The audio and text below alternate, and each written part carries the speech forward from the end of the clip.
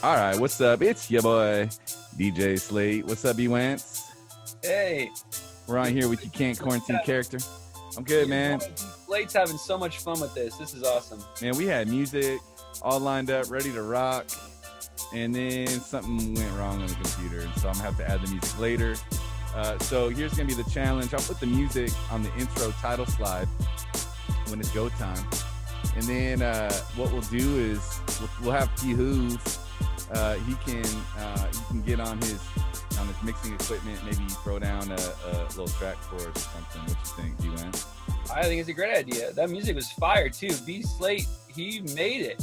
I don't even know how you make music. Oh, right back. You see, I got this Yamaha Motif ES behind me. I don't know if you can see it back here. It's a little 16-track workstation synthesizer. It's got a lot of dust on it though, because I haven't been, making any beats in like 7 years. So Until now, yeah, right. So, well, how you been, man? How's the last week? It's been a while. I moved. Yeah, where you living? Show us your space, dude. Show us your house you're living in. Where I'm at right now, Yeah. I am in a storage space in Gig Harbor. I'm living with my in-laws now. I might go crazy. I don't know. But look at this. This is where I'm at. Look at this. It is floor to ceiling, stored up with my stuff. Some of it's my stuff, some of it's not my stuff. But yeah, we are doing it right now. Sold our house, moved everything out yesterday, and it's been crazy. No one could help because of Yeah. coronavirus. So my wife and I, Abby, we just knocked it out of the park. With getting it all done. It's crazy. But we're hoping to find a spot in Puyallup or Sumner, Bonnie Lake area, Lake Taps. So if you want to sell me your house, just let me know. I'd be happy to buy it. Talk with your parents first, though. It's probably good that they're on board with that sort of thing. Definitely. Mm-hmm. Well, that's good stuff, man. Well, so welcome. So B-Wentz coming to you live and direct from Gig Harbor, Mm-hmm. the peninsula out there. Yeah. Good stuff, man. Well, we'll make it kind of quick. I hope everyone at home is doing well. We miss you. Here we are on, is this week 3? We're week 3, yeah? I've lost all track of time. Crazy, man. Week 3 I think it's the of 31st of March, though. I did figure that out. of the quarantine. March 2020, the longest month to ever go down in human history. This month was 31 days, and it felt like 1,000 days. But April starts tomorrow. Good luck with all your April Fool's Day pranks. Let's not do anything stupid because it will be done at home. Hopefully you're not going out and hanging out with your friends, messing around, playing pranks on people. Right. And, you live at home, which is likely somebody else's home. You're probably going to want to treat them with respect.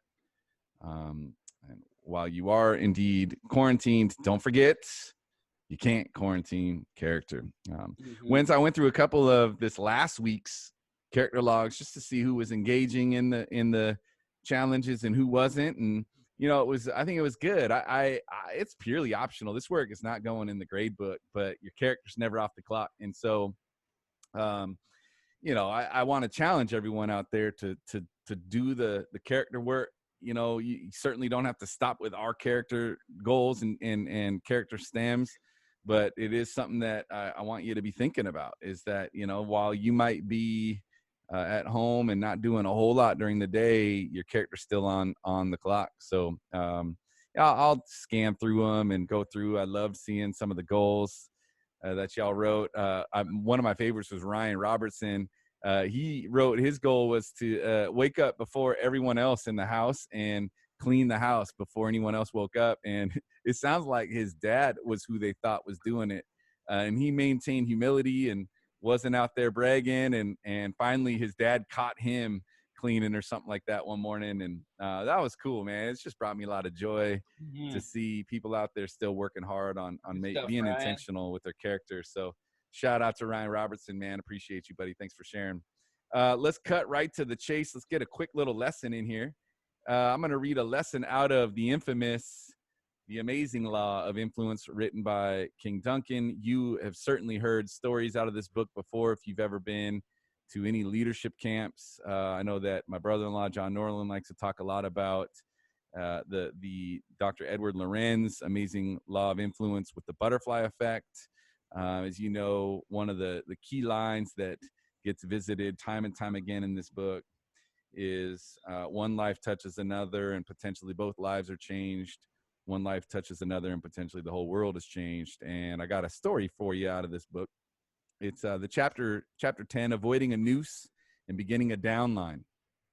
In 1930, a young black man named James Cameron was wrongly accused of robbing and murdering a white couple. While in prison, Cameron narrowly escaped being hanged by a lynch mob that stormed the jail. As the men struggled to get the noose over Cameron's head, a woman's voice called out from the crowd, protesting that Cameron had not been involved in the crime. Incredibly, the mob took him back to jail and left him there. Cameron had no idea who had called out and saved him from certain death. 4 years later, James Cameron was pardoned and released from prison. A 1979 visit to Jerusalem's Holocaust Memorial inspired him to establish an institution commemorating slavery and the civil rights movement, which he called the Black Holocaust Museum. Among the items in this museum is a piece of the rope that was almost used to end James Cameron's life. Obviously, James Cameron will touch many lives through his museum. But what about that unknown woman who intervened with the mob to save his life? Isn't her contribution to the world as significant as that of James Cameron? After all, if she had kept silent, Cameron would not be alive to do the work he is doing. In fact, in a sense, this woman has more opportunity for doing good than Cameron himself through the application of the small world phenomenon. For she not only influenced Cameron, but over a lifetime, she will probably influence many others, her family, friends, co-workers, etc. Her influence is multiplied through the lives of every person she touches. This is the genius of so-called network marketing, a controversial phenomenon that became a remarkable force in retailing over the past 2 decades. Network marketing, sometimes referred to as multi-level marketing, is basically person-to-person marketing. One person, we'll call her Sally, recruits several others to sell a particular product, and Sally gets a small percentage of each of those persons' sales. These persons in turn recruit others to sell the product. They profit from their recruit sales, as does Sally. Meanwhile, Sally not only profits from her recruit sales, but also from her recruits' recruits. She also receives a commission on any of the sales of their recruits ad infinitum.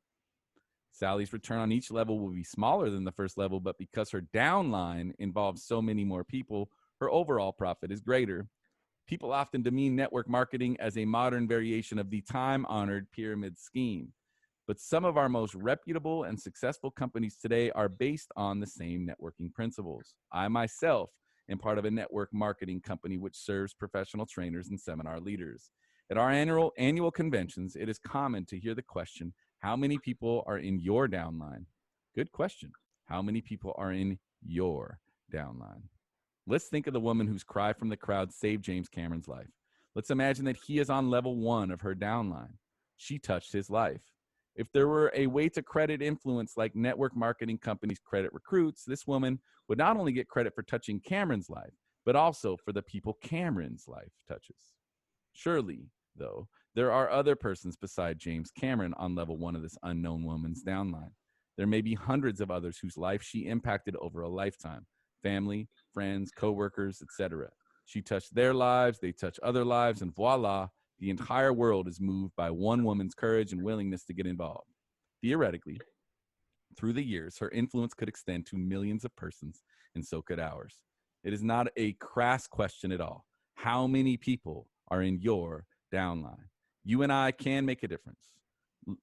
Never let it be said that anyone's person's life is of little importance. A smile at a stranger, a voice from a crowd, or a word of encouragement. Who knows where it all may lead? Mm-hmm. So there it is. And I think that really brings us to this week's character stamp. And then we can talk briefly about it there, Wentz. I got an email from Hope Klingenstein, and she had been watching the Character Strong Virtual Assembly, and she took some notes, and she shared with me a couple different goal stems that she liked. And anyone listening out there, you're free to email myself and Wentz.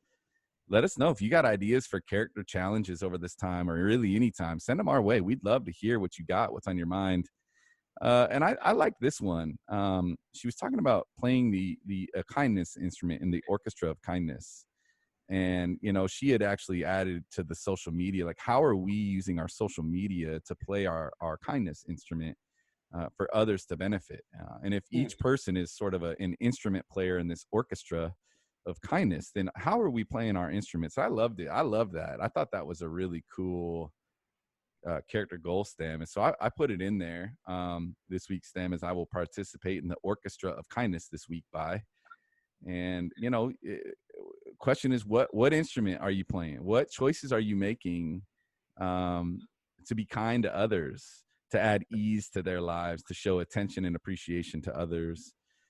So this week's character challenge is centered on you playing your kindness instrument in the orchestra of kindness. So look at your neighbors, look at everyone around you, be thinking about this passage from the Amazing Law of Influence, about how we can benefit our downline, the people that we influence. How are we influencing them to influence others around them, and together putting on this orchestra of kindness? So there you go. That's what I got. Wentz, you got any thoughts? Yeah, I just think, I remember Mr. Bouchard spoke at graduation a few years ago, and rarely do I think graduation speakers get, or what they share is remembered. But he talked about essentially everyday heroes, and that kind of remind me of, the idea that within this orchestra of kindness, we can't undersell the impact of what we're doing where we are. And Bouchard essentially talked about how, the way in which he responds to his family or to the people that he encounters at the grocery store, that's all part of his heroics. And, in big and small ways, I think that's an important reminder for us. Both my wife and I were tired this morning, and my son was awake and got into our bed, and I told him to get out of our bed. I didn't want him there. And that was pure selfishness. And in my orchestra of kindness, I legitimately hurt his feelings. And then I wanted to keep sleeping, and my wife ended up saying, I am going to capitalize on this quality time with Elliot. And I chose not to, and that doesn't mean that I'm a bad dad or that I'm a failure. But that was a moment where my orchestra of kindness was playing pretty quiet, and it's interesting to think about, what do I do in the next moment and the next moment, so here I am hanging out in this little closet, but when we're done here and we wrap this up, I want to go back and make sure that, I'm playing loudly in his ears, showing him common courtesy, and giving him attention, appreciation, and encouragement, which is the definition of kindness. Yeah. I'll show common courtesy. I'll give attention, appreciation, and encouragement. So yeah, that's great. We all need that right now. Yeah, it's important. We really do. I love it. And, when you think about that orchestra, your wife was playing an instrument as well. And thankfully she carried you in that case, right? In Elliot's eyes. I mean, and that's the thing about an orchestra is you don't just have one flute player, right? You don't have one trumpet player.